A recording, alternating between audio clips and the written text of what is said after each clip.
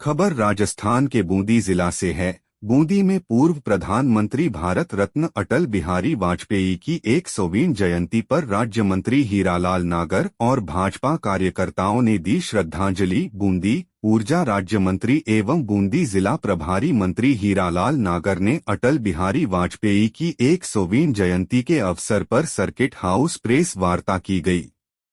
मंत्री नागर ने गार्ड ऑफ ऑनर की सलामी ली।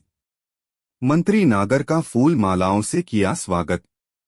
कार्यक्रम में मंत्री हीरालाल नागर ने पूर्व प्रधानमंत्री स्व अटल बिहारी वाजपेयी श्रद्धांजलि अर्पित की और भारतीय राजनीति एवं विकास के प्रति उनके असाधारण योगदान को सराहा। इस अवसर पर राज्य मंत्री श्री नागर ने वाजपेयी को एक ऐसे नेता के रूप में याद किया जाएगा जिन्होंने राजनीतिक अस्थिरता के कठिन समय में भी देश को स्थिरता दी और एक नई दिशा में आगे बढ़ाया। उन्होंने कहा कि वाजपेयी ने अपने नेतृत्व और दृष्टिकोण से पूरे देश का दिल जीता। उन्होंने दूरदर्शी नेतृत्व के तहत शुरू की गई योजनाओं और पहलों का जिक्र करते हुए कहा कि उनकी नीतियों और कार्यक्रमों ने देश को एक नई दिशा दी और भारत के बुनियादी ढांचे एवं शिक्षा क्षेत्र में क्रांतिकारी बदलाव किए। वाजपेयी की स्वर्णिम चतुर्भुज परियोजना और प्रधानमंत्री ग्राम सड़क योजनाओं ने न केवल ग्रामीण और शहरी भारत के बीच की दूरी को कम किया बल्कि कनेक्टिविटी बढ़ाकर आर्थिक विकास को भी गति दी। उन्होंने कहा कि 21वीं सदी को भारत की सदी बनाने के लिए अटल जी के नेतृत्व में सरकार ने जो कदम उठाए उसने देश को एक नई दिशा, नई गति दी, जिस पर चलकर आज पीएम मोदी भारत को विकसित बनाने का संकल्प लेकर चल रहे। उन्होंने कहा कि पूर्व पीएम ने 11 व 13 मई को एक ऐसा कारनामा कर दिखाया कि पूरा विश्व ही भौंचक्का रह गया।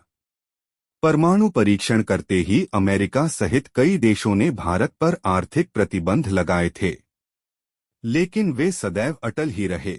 उन्होंने जय जवान, जय किसान और जय विज्ञान का नारा दिया।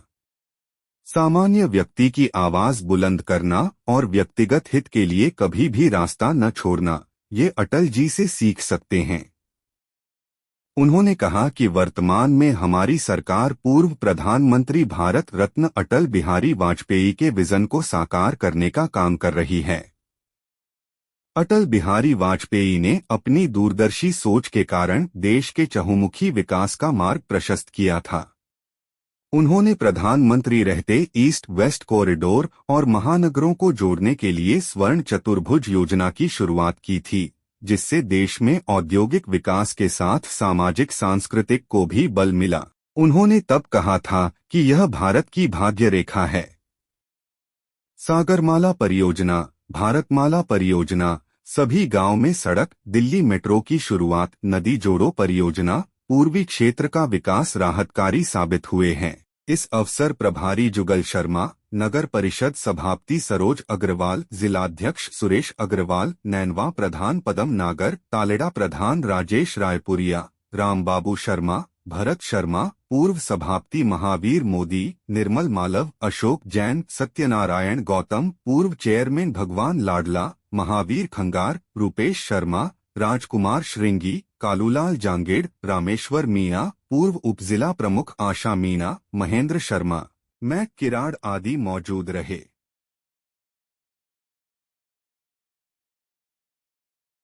किस मुंह से वो अनुसूचित जाति हो चाहे वो जनजाति हो, उसके हितेश की बात करते हैं। मेरे पास डॉक्यूमेंट्स है और डेटा है कि कांग्रेस के कार्यकाल में जब अशोक जी गहलोत यहाँ मुख्यमंत्री थे, 22-23 के बजट में जो SC/ST के लिए प्रावधान किए गए थे उसमें से 9,789 करोड़ का तो उन्होंने उपयोग ही नहीं किया। गहलोत जी के मुख्यमंत्री के कार्यकाल में 2020 और 21 से वर्ष 2022-23 में 3 वर्षों की में अनुसूचित जाति और जनजाति के कल्याण के मद में जो बजट में प्रावधान किया था 30,332 करोड़ रुपए का, उसके विरुद्ध 10,583 करोड़ रुपए तो खर्च ही नहीं किए इन्होंने बजट में प्रावधान करने के बाद।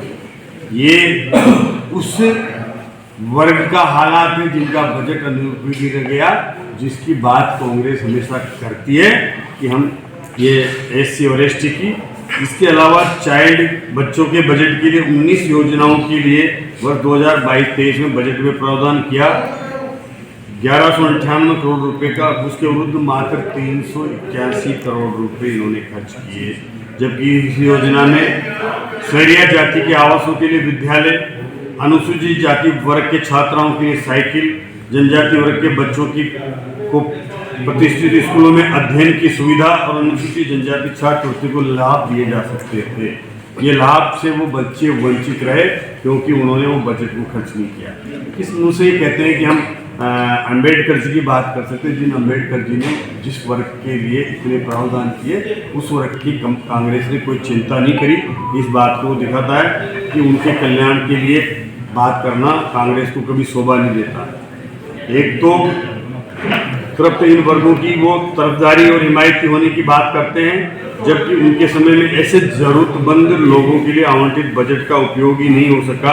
इस कारण नियंत्रण महालेखा परीक्षक को अपनी लेखा परीक्षा प्रतिवेदन में इस पर गंभीर टिप्पणियां करनी पड़ी। यदि उक्त बजट का उपयोग कर लिया जाता तो इन वर्गों के लाखों बच्चों को आगे बढ़ने के लिए अवसर मिलते।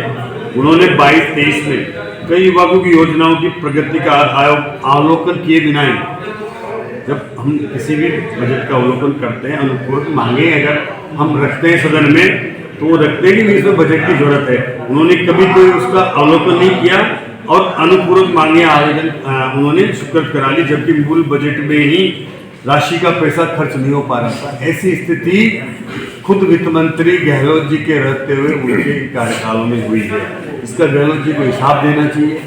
और कांग्रेस को कभी संविधान निर्माता के बारे में बोलने का कोई हक नहीं है, क्योंकि उन्होंने कभी उनका सम्मान नहीं किया। वोट बैंक की राजनीति करके तो बाबा साहब का केवल नाम का उपयोग कर रहे हैं, जबकि उनको कभी उन्होंने सम्मानित नहीं किया, कभी उनको नवाजा नहीं और बल्कि अपमानित करने का काम किया है। ऐसी स्थिति कांग्रेस की है। इसलिए मैं आप सबके माध्यम से और ये कैट की रिपोर्ट भी आपको दूंगा कि उसकी भी एक कॉपी मिले। और आप अनुसूचित जाति जनजाति के छात्रावासों में जो बालिकाएं बच्चे वगैरह रहे, उनके पास अभी तक पर्याप्त मात्रा में बिस्तर नहीं पहुंचे हैं। पुराने जो बिस्तर है वो फटियाल गद्दे हैं आज की तारीख में। उसकी हम स्थिति दिखवा लेंगे। अगर कहीं कोई कमी है तो निश्चित रूप से उसको ठीक कराएंगे और अधिकारियों को निर्देश देंगे कि वहाँ पर पर्याप्त मात्रा में नहीं है उपलब्ध कराएं, और नहीं होंगे तो हम हमारी तरफ से कोई NGO की तरफ से उपलब्ध करा देंगे। हम चेक करा लेंगे, वहाँ उनको ठंड सर्दी से नहीं मरने देंगे। आपको हम उनको कंबल भेज देंगे, बिस्तर भेज देंगे कि क्या है। ऐसे भी तो कंबल बांटते हैं हमारे स्पीकर साहब, 1500 कंबल यहाँ भिजवा देंगे। अभी कहेंगे तो शाम को आ जाएंगे। 280 करोड़ रुपए का जो ऋण लिया गया है उसमें से अंडरग्राउंड पार्किंग की व्यवस्था का कोई प्रावधान नहीं हो। 20 करोड़ रुपए पार्किंग होगी। अब कैसी पार्किंग होगी, क्या होगी, DPR बनने पर होगा ना।